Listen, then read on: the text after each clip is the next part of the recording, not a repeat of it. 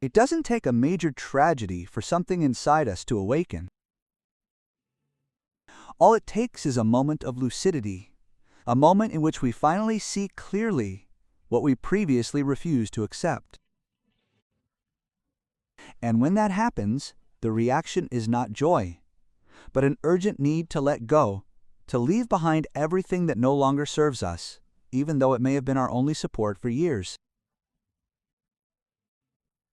There are relationships, beliefs, and routines that were once a refuge. They helped us survive tough times. They gave us a certain emotional stability, even when it hurt. But there comes a point when that same refuge turns into a prison. We stay there out of fear, out of habit, because of that absurd idea that letting go is losing. However, clinging to what has already fulfilled its function is also a way of losing oneself. Letting go is not always done out of courage. Many times it comes from exhaustion. When one can no longer hold on to something that weighs them down, an inner voice appears and says enough. And even though it hurts, giwa, that word is the beginning of freedom. Because not everything that was good in the past deserves a place in the present. There are relationships that become an echo of what they were, dynamics that wear us down, gestures that we repeat out of inertia. The problem is not having depended on someone or something. The conflict arises when we continue repeating that pattern, even though we know it is harming us. There is a kind of ancestral fear of emptiness, of that space that remains when we let go. We believe that this emptiness is a sign of loss, but sometimes it is just the prelude to a new stage. What hurts is not letting go. What hurts is resisting change. Most people do not fear the end, but the unknown that comes after. And yet, in that unknown lies the possibility of being different. Every duel, every breakup, every distance brings with it a silent opportunity, that of beginning to look at life from a different perspective. Not everything that sustained us deserves to continue sustaining us. What was once companionship can turn into a burden. What was affection into resignation. What was love into habit. And recognizing this is not coldness. Why? It is emotional maturity. Because maturing is not hardening, it is learning to choose without hatred. When one understands this, one begins to live with more awareness. One no longer reacts out of fear of being alone, but rather decides from a place of peace. And that is the beginning of true detachment, letting what has already served its time go without resentment, without drama, with the serenity of someone who has finally learned to look at their history with compassion. There are bonds that are born of love, but also many that are born of necessity. And that difference changes everything. When one bonds out of necessity, one confuses companionship with salvation, affection with anesthesia. Many times we do not choose the other out of real affinity, but because their presence soothes a wound that we do not know how to treat alone. And over time, that calm turns into dependence, and dependence into suffering. Some say that love can do everything, but that is not true. Love that is built on lack ends up demanding more than it can give. It is not a free love, it is a conditional love. I need you so that I do not fall.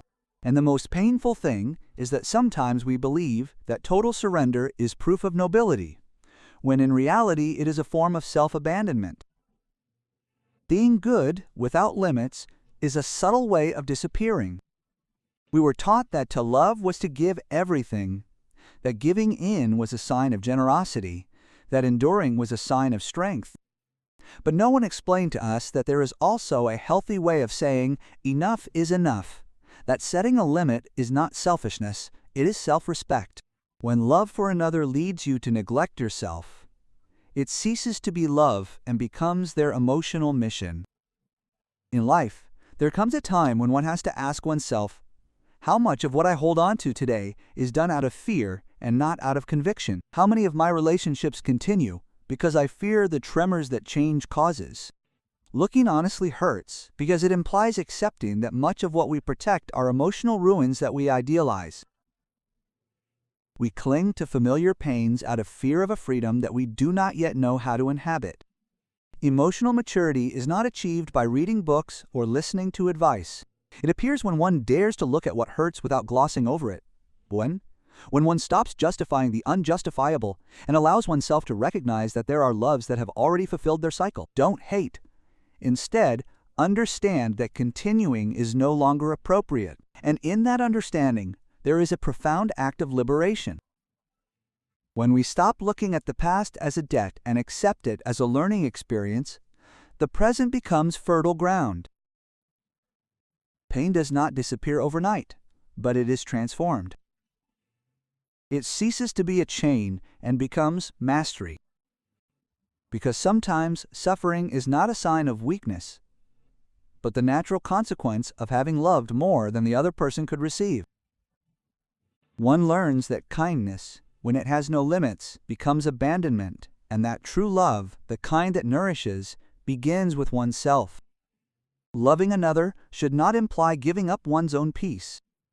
And when one awakens to that awareness, one begins to choose differently, with less fear, with more clarity, with more respect for what one feels and needs. One of the deepest roots of human suffering is believing that others feel, think, and love in the same way as one does. This illusion makes us expect understanding where there is only distance, empathy where there is indifference, reciprocity where there is only desire. And every time this expectation is shattered, we feel that something inside is breaking. However, it is not treachery, but a loss of conscience. Not everyone has the same emotional depth or the same capacity to look inward. When we give more than we receive, we do not always do so out of generosity, but out of hope. We expect that when the other person sees our effort, they will respond in kind, and when they do not, we feel invisible, used, or insufficient. However, the problem is not in loving too much, but in not knowing when that love stops being reciprocated. Not everyone can love with the same intensity or with the same truth. And understanding this is a hard blow, arachi, but also liberating. Accepting that someone cannot offer us what we want is not resignation, it is emotional realism. It is not about molding the other person to fit in, but about consciously choosing who to walk with. Because something healthy cannot be built when one of the parties has not yet learned to see themselves. Not all relationships are reciprocal, and not all silences mean peace. Emotional maturity begins when we stop demanding from the other person what they never promised. When we understand that no one is obliged to feel the way we do or to value what we value, that is where freedom appears. And it is a freedom that does not shout, ra, that does not need to explain wa, that simply withdraws when it understands that insisting is wearing oneself out. This understanding does not come from pride, but from serenity. One stops insisting as, not because one has grown tired of the other person, but because one has grown tired of losing oneself. It is not about coldness, but about caring. Taking care of oneself is also an act of love, although sometimes it is misunderstood. There are times when walking away is not it is respect. Not everyone will be able to understand your gestures, your way of caring, your way of being present, and that's okay. You're not here to convince anyone of your worth. Respect is not begged for, it is given. And when it's not there, the right thing to do is take a step back. Because continuing in a place where people doubt who you are ends up breaking your identity. Acceptance is the point at which the wound stops bleeding and begins to heal. When you accept that the other person is not going to change, you regain power. You stop fighting battles that no longer make sense, and from that place you can look calmly, without resentment, understanding that life is not about converting anyone, but about learning to choose from awareness and not from lack. There is something profoundly liberating in no longer needing explanations, in understanding that closure does not always come in the form of conversation and apologies. Sometimes, silence is the only possible response. One insists, Odi tries to clarify, justify, Odi. Be understood until one understands that there are people who do not listen to understand, but to defend their version. And continuing to talk is just a way of prolonging the wound. There comes a time when tiredness weighs more than nostalgia. You realize that every attempt at dialogue becomes a dead end, that every word wears you down, that the energy you invest no longer generates connection, but rather more distance. So uffa, without making a sound, wuffa, you decide to withdraw, not to punish, but to take care of your emotional health. And that small and silent gesture becomes an internal revolution. Forgiving in silence is not coldness, it is maturity. It is understanding that not everything deserves to be explained, that not everything can be repaired with words. There are relationships that are exhausted to the point of not even leaving space for a goodbye. And when you get there, arau, the healthiest thing is to keep trying, but to accept that the story has already given everything it could give. Letting go without hatred is a form of self-love. People often believe that forgiveness requires the other person, that it cannot be completed without their recognition. But true forgiveness is an intimate process. Hey, it's not about absolving anyone, but about freeing yourself from the weight of what's unresolved. Forgiving in silence is closing a chapter with dignity, without applause, without witnesses, without drama. It's about stopping wasting energy on resentments that only feed the past. That type of forgiveness doesn't seek reconciliation, it seeks peace. And peace isn't always understood by others. They may tell you that you're distant, that you've become cold, that you've lost your sensitivity, but only you know what it took you to get to this point. How often have you spoken unheard? How many chances given unanswered? Truly disheartening. Silence in those cases isn't revenge, it's the voice of someone who no longer needs to prove anything. Sometimes not responding is the greatest act of respect one can have for oneself, not because there's a lack of arguments but because you finally understand that your energy isn't infinite and that you can't keep defending yourself against someone who feeds off of conflict. Certain struggles aren't won.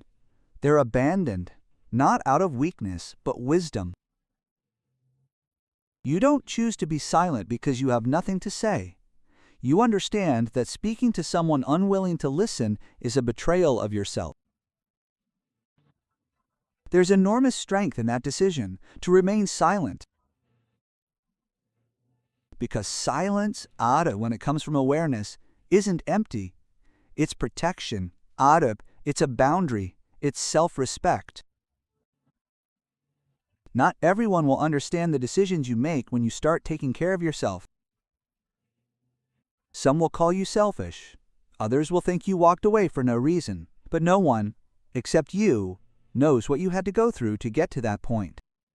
The times you kept quiet so as not to argue, the nights you waited for a change that never came, the number of times you had to pull yourself together on your own. That's why, when you decide to remain silent and walk away, you don't need to justify it.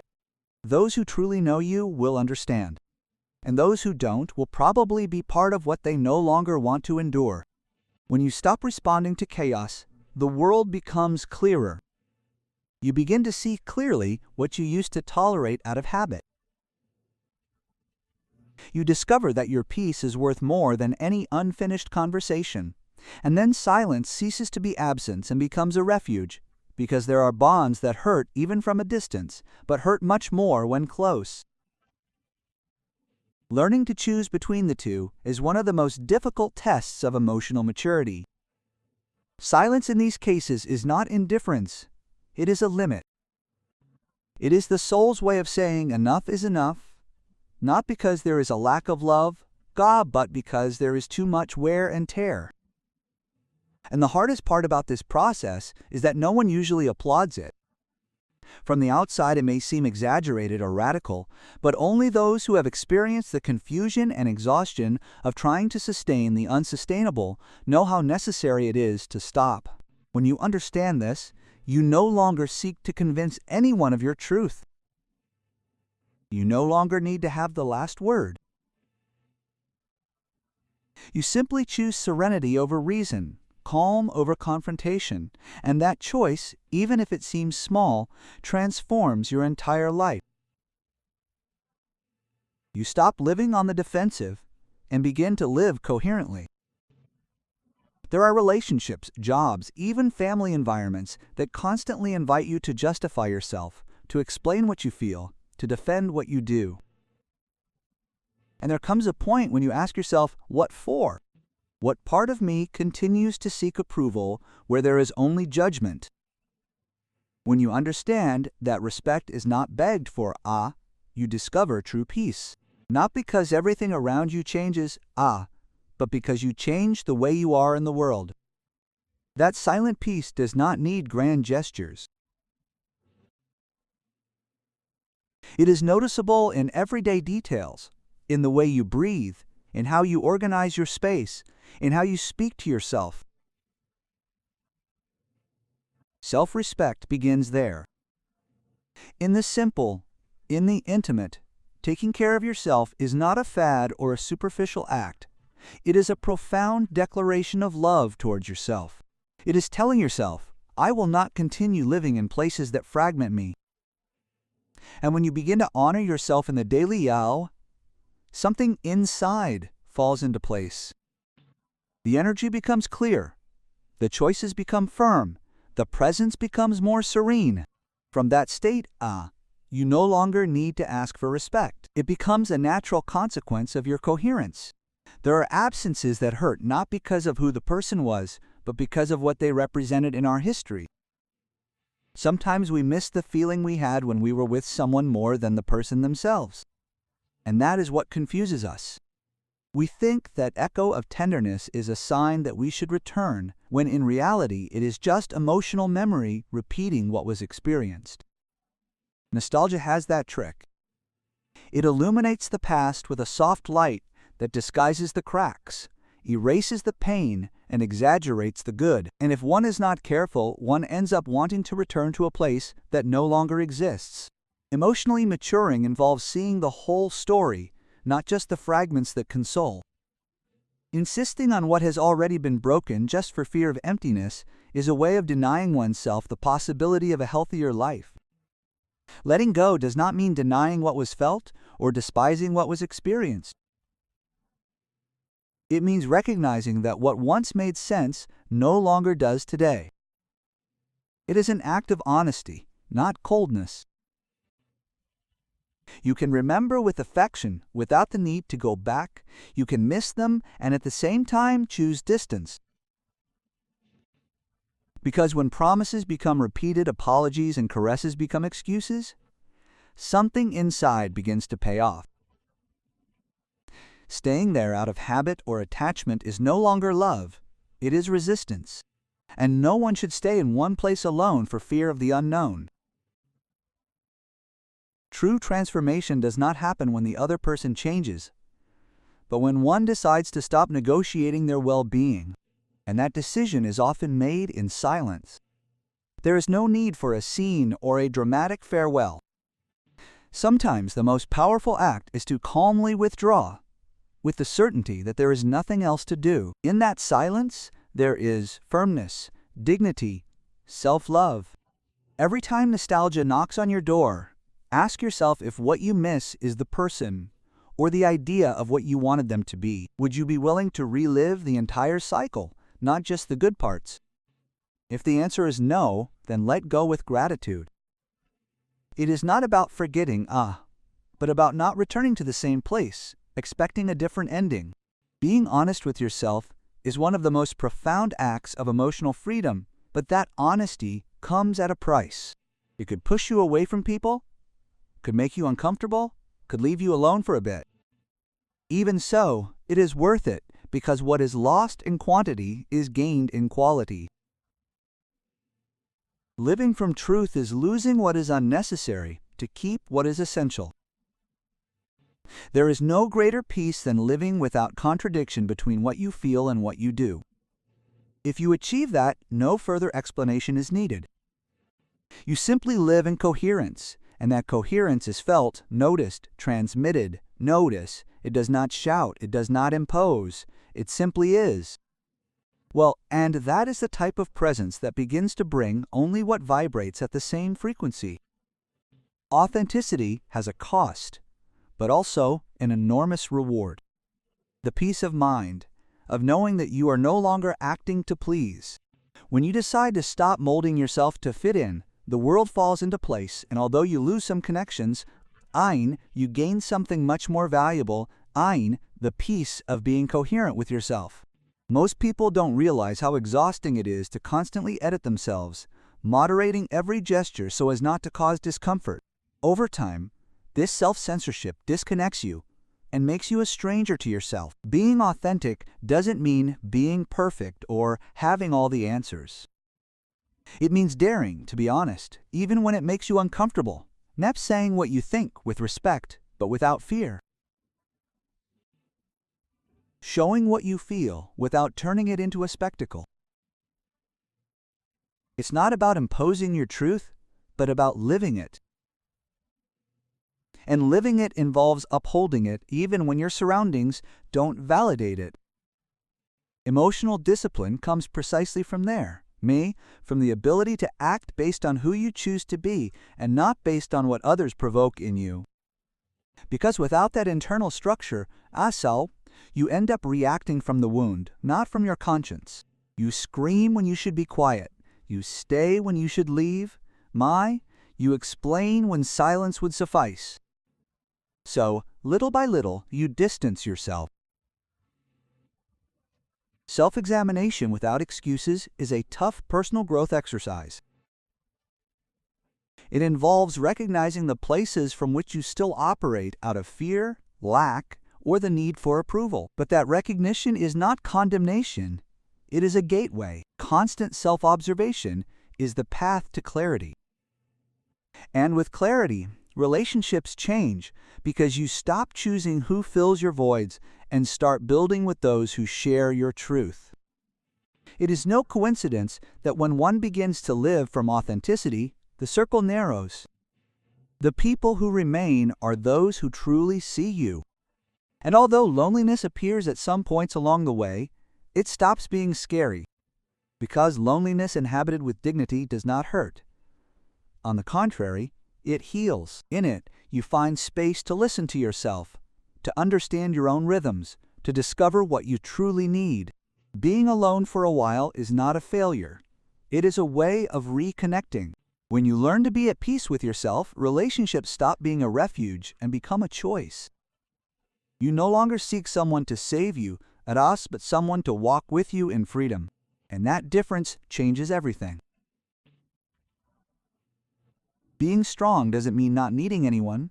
It's being able to support yourself when no one else does, but also having the humility to ask for help when you can take it anymore.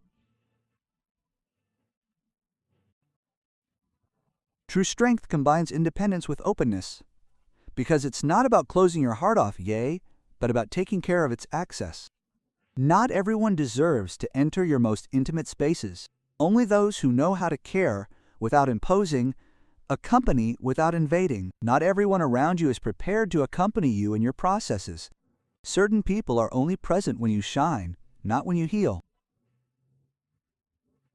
Others are uncomfortable with your silence, with your limits, with your need for calm, and learning to distinguish between those who can support you and those who only distract you from the emptiness is one of the greatest tests of growth. Not everyone deserves to have access to your vulnerability. Your inner world is not a public space.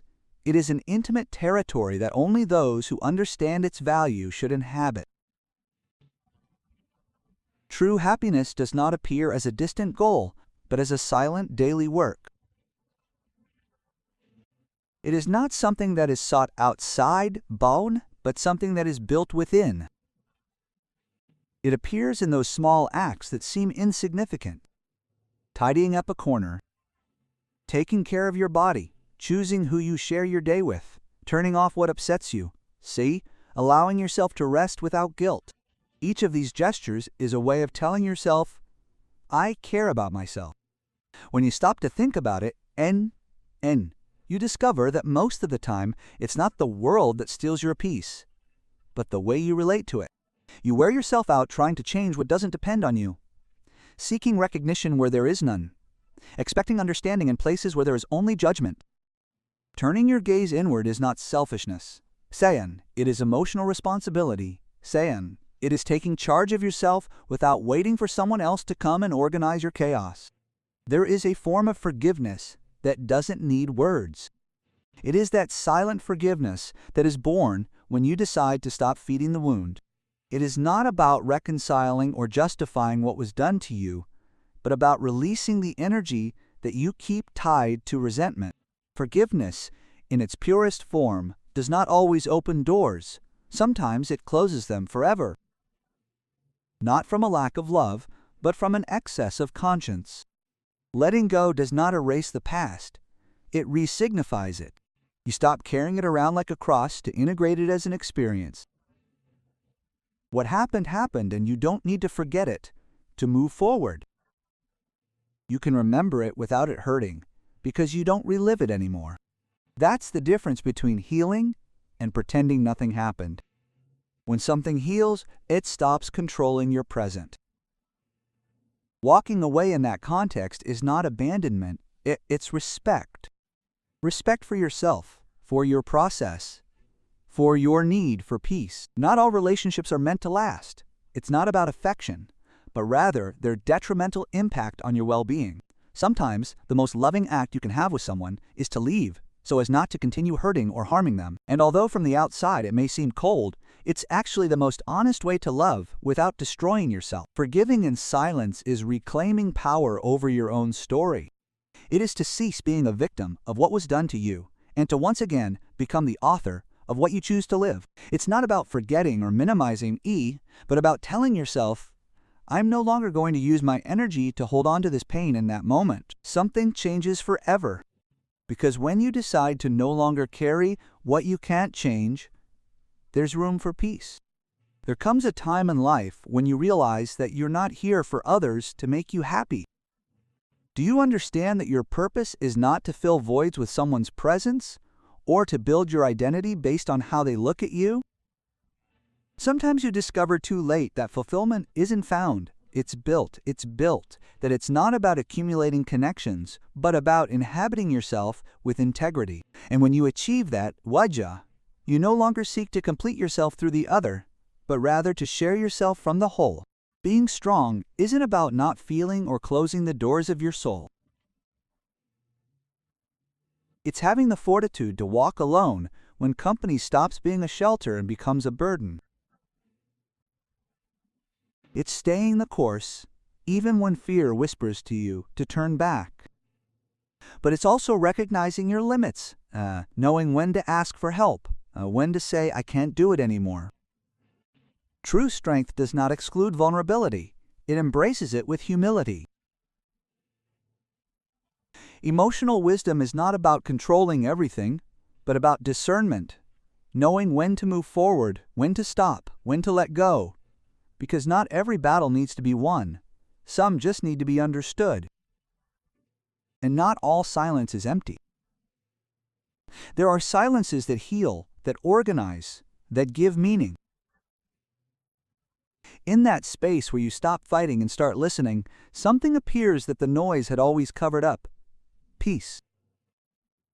That peace is not a fleeting emotion. It is a state of being.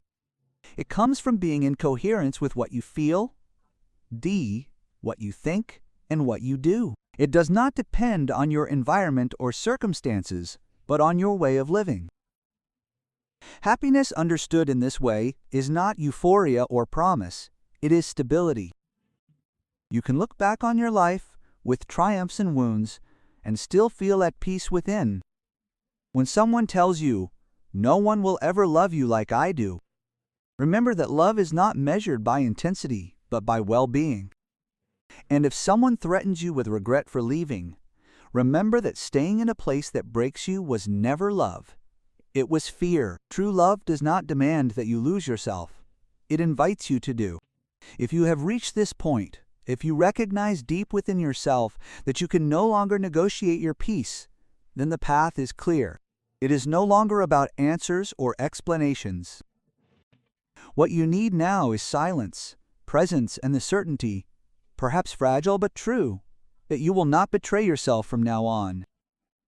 Everything that comes will have to find you complete, not perfect, not immune, but honest with yourself. And that honesty, that serene peace that comes from choosing yourself will be enough, because life in the end is not about winning or losing, but about living with dignity, in harmony with who you are and with what you have already decided to leave behind. Yeah,